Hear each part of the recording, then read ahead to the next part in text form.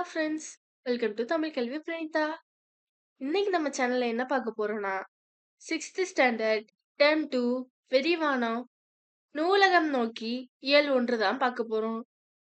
நுழையும் முன் பார்ப்போமா? கற்றது கைமண்ணளவு, கல்லாதது உலகளவு என்பர். அதாவது நம்ம கத்துக்கிட்டது நம்ம கை மண்ணளவுக்கு தான். நம்ம கத்துக்காதது இன்னும் உலக அளவுல இருக்கு அப்படின்னு சொல்றாங்க. உலக அறிவை நாம் பெறுவதற்கு பாடநூல்கள் மட்டும் போதாது. பல்வேறு துறை சார்ந்த நூல்களை தேடி படிக்க வேண்டும். அதற்கு துணை புரிவன நூலகங்களே ஆகும். நூலகங்கள் மாவட்ட நூலகம், கிளை நூலகம், ஊர்ப்புற நூலகம், பகுதி நேர நூலகம், தனியார் நூலகம் என பல வகைப்படும். ஆசியாவிலேயே 2வது மிகப்பெரிய நூலகம் நம் தமிழ்நாட்டில் உள்ளது.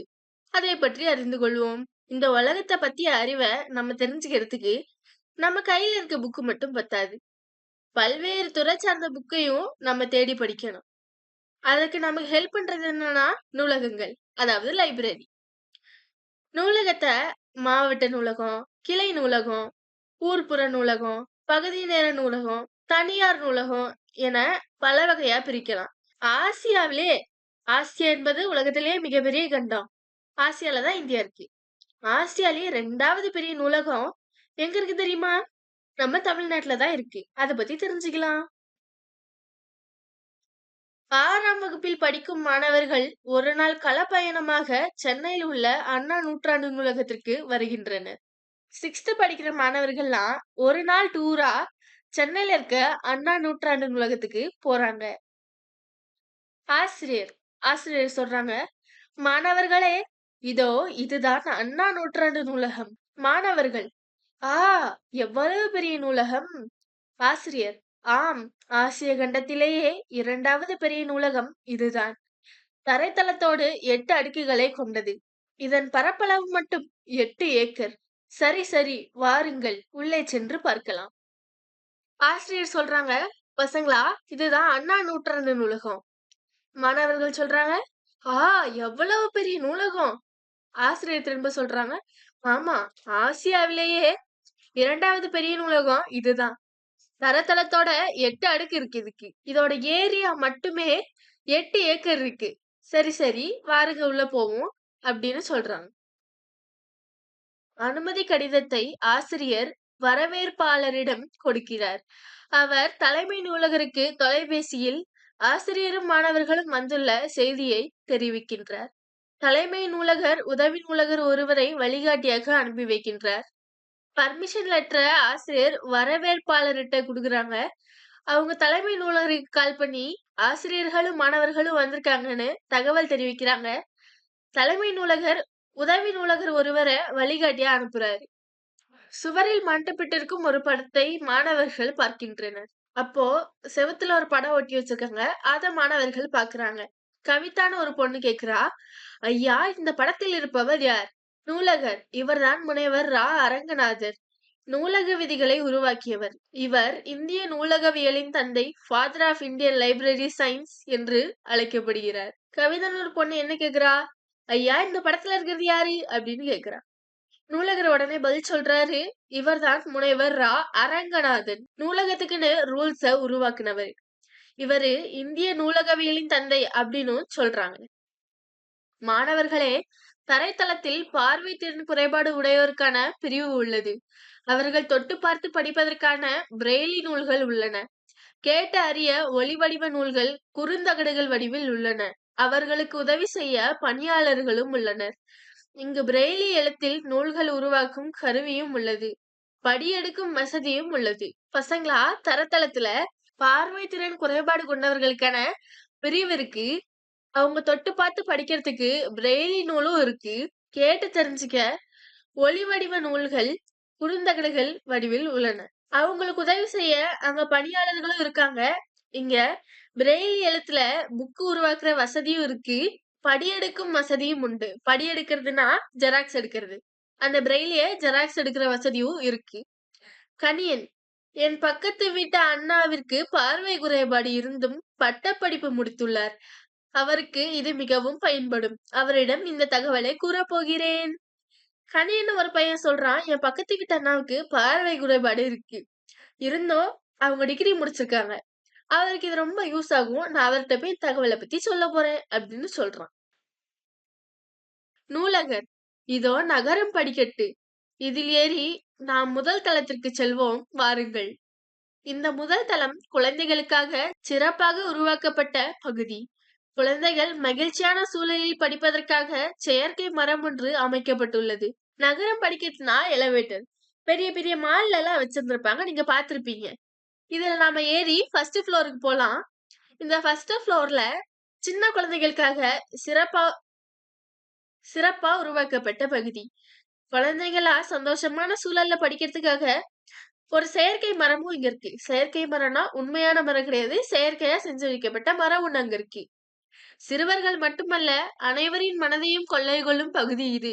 இங்கு 20,000க்கும் மேற்பட்ட பல்லூடக குறுந்தகடுகள் குழந்தைகளுக்காக சேகரித்து வைக்கப்பட்டுள்ளன. பிற நாடுகளில் இருந்து திரட்டப்பட்ட 50,000த்திற்கும் மேற்பட்ட நூல்கள் இங்கு உள்ளன. குழந்தைகள் பிரிவில் அமைக்கப்பட்டிருந்த நூல் அடுக்குகளையும் விளையாடும் இடத்தையும் மாணவர்கள் பார்த்து மகிழ்ந்தனர். அங்கு கண்ணையும் கருத்தையும் கவரும் வகையில் இருந்த புத்தகங்களை ஆவலுடன் கையில் எடுத்து மகிழ்ச்சியுடன் பார்த்தனர். அப்பிரிவை விட்டு பிரிய மனமில்லாமல் மாணவர்கள் நகர்ந்தனர். இங்க 20,000க்கும் மேற்பட்ட பல்லுலக குறுந்துகடு சின்ன குழந்தைகளுக்காக சேகரித்து வைக்கப்பட்டிருக்கு. 50,000த்திற்கும் மேற்பட்ட நூல் இங்க இருக்கு. குழந்தைகள் பிரிவுல அடுக்கப்பட்டிருக்கும் நூல்களையும் விளையாடு இடத்தையும் மாணவர்கள் பார்த்துக்கிட்டு இருக்காங்க. அங்க கண்ணையும் கருத்தையும் கவரும் வகையில இருந்த புத்தகங்களை ஆசையோட கையில எடுத்து பார்த்து மகிழ்றாங்க. அந்த பிரிவை விட்டு பிரிய மனமில்லாமல் மாணவர்கள் நகர்ந்தனர். நீங்க சொல்லுங்களேன், அந்த இடத்துல இருக்க மாதிரி ஒரு மரம் சீசாலாம் இருந்துச்சுன்னா நமக்கு அங்கிருந்து வர மனசு இருக்குமா? அது மாதிரி அந்த மாணவர்களுக்கும் அங்கிருந்து வர மனம் இல்லாம நகர்றாங்க. இனியா, இந்த ஒரு தளத்தை பார்க்கவே இன்று ஒரு நாள் போதாது போலிருக்கிறதே. கவிதா, ஆம் இனியன், நீ கூறுவது சரிதான். இனியா சொல்றா, இந்த ஒரு தளத்தை பார்க்கவே, அதாவது இந்த ஒரு ஃப்ளோர பார்க்கவே இன்னைக்கு ஒரு நாள் பத்தாது போல இருக்கே.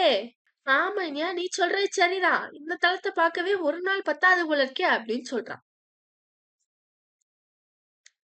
ஒவ்வொரு தளமாக பார்த்தபடி சென்று 7ஆம் தளத்தை அடைகின்றனர். ஒவ்வொரு ஃப்ளோரா பார்த்துட்டு 7ஆம் தளத்துக்கு போறாங்க. நூலகர் சொல்றாரு, இதுதான் 7ஆம் தளம். இத்தலத்தில் அரசு கீழ்த்திசை சுவடிகள் நூலகம் உள்ளது. இங்கு பழமையான ஓலைச்சுவடிகள் சேகரித்து பாதுகாத்து வைக்கப்பட்டுள்ளன. இதே தளத்தில் வரலாறு, புவியியல், சுற்றுலா நூல்களும் உள்ளன. இங்கு அனைத்து வகை போட்டித் தேர்வுகளுக்கும் தேவையான நூல்கள் உள்ளன. மின்னூலகமும் உள்ளது. அனைத்து துறை சார்ந்த தரமான மின்னூல்களும் மின்னிதழ்களும் உள்ளன. இதுதான் 7வது தளம். இந்த ஃப்ளோர்ல என்ன இருக்குன்னா, அரசு கீழ்த்திசை சுவடி நூலகம் இருக்கு. பழமையான ஓலைச்சுவடியும் இங்க பாதுகாத்து வைக்கப்பட்டிருக்கு.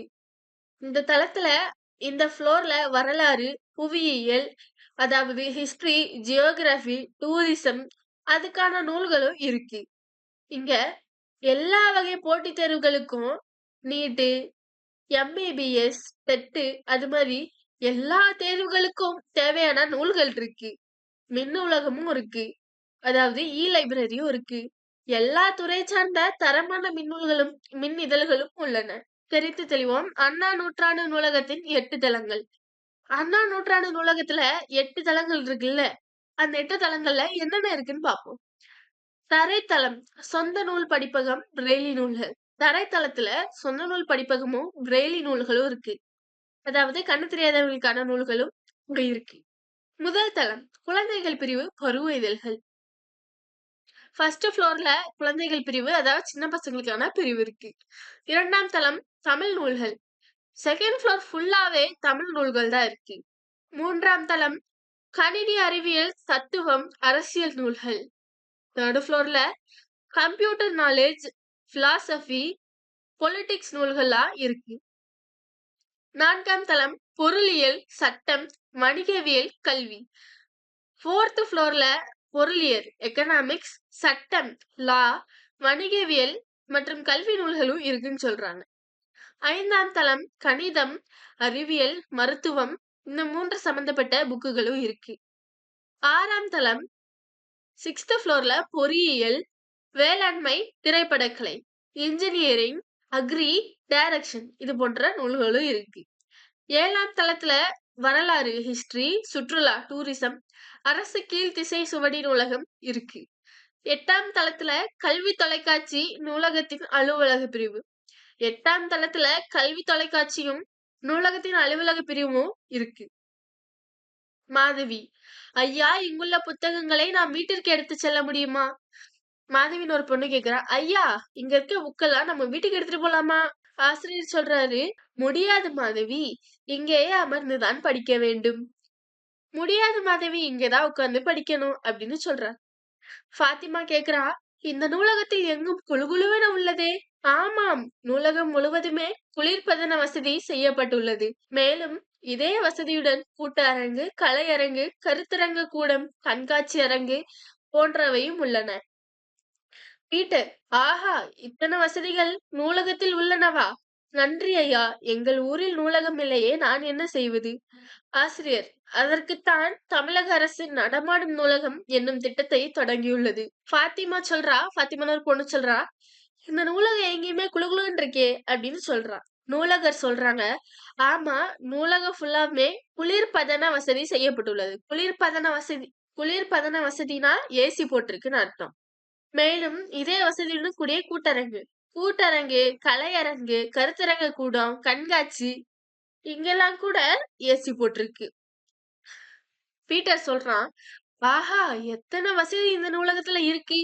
நன்றி ஐயா, ஆனா எங்க ஊர்ல ஒரு நூலகம் இல்லையே, நான் என்ன செய்யறது அப்படின்னு கேக்குறான் பீட்டர். ஆசிரியர் சொல்றாங்க, அதுக்குதான் தமிழக அரசு நடமாடும் நூலகம் அப்படின்னு ஒரு திட்டத்தை கொண்டு வந்திருக்கு. பீட்டர் சொல்றான், அப்படின்னா நான் அதை பயன்படுத்துவேன் ஐயா அப்படின்னு சொல்றான். மாணவர்கள்: இனி எங்கள் வீட்டின் அருகில் உள்ள கிளை நூலகத்தையும் தவறாமல் பயன்படுத்துவோம் ஐயா. ஆசிரியர் மாணவர்களை அழைத்துச் சென்று தலைமை நூலகரிடமும் உடன் வந்த துணை நூலகரிடமும் நன்றி தெரிவித்துவிட்டு மாணவர்களை பார்த்து, மாணவர்களே, மகிழ்ச்சிதானே, வாருங்கள் புறப்படலாம். மாணவர்கள்லாம் சொல்றாங்க, இனி எங்க வீட்டு பக்கத்துல இருக்க கிளை நூலகத்தையும் நாங்க தவறாம பயன்படுத்துவோம் ஐயா அப்படின்னு சொல்றாங்க. ஆசிரியர் மாணவர்கள் எல்லாம் கூட்டு போய் தலைமை நூலகரிடமும் உடன் வந்த துணை நூலகரிடமும் நன்றி சொல்லிட்டு மாணவர்களை பார்த்து, மாணவர்களே, சந்தோஷம் தானே, வாங்க போலாம் அப்படின்றாங்க. சிறந்த நூலகர்களுக்கு டாக்டர் சா ரா அரங்கநாதன் விருது வழங்கப்படுகிறது. அதாவது சிறந்த நூலகர்களுக்காக டாக்டர் சா ரா அரங்கநாதன் அப்படின்னு ஒரு விருது வழங்கப்படுது. உங்க வீட்டு பக்கத்துல இருக்க லைப்ரரிய நீங்களும் இனி யூஸ் பண்ணுவீங்க தானே? இனி நாமளும் போலாம் நம்ம வீட்டு பக்கத்துல இருக்க நூலகம் நோக்கி. பாய் ஃப்ரெண்ட்ஸ், இதோட இந்த லெசன் முடியுது. நெக்ஸ்ட் லெசன்ல சந்திக்கலாம்.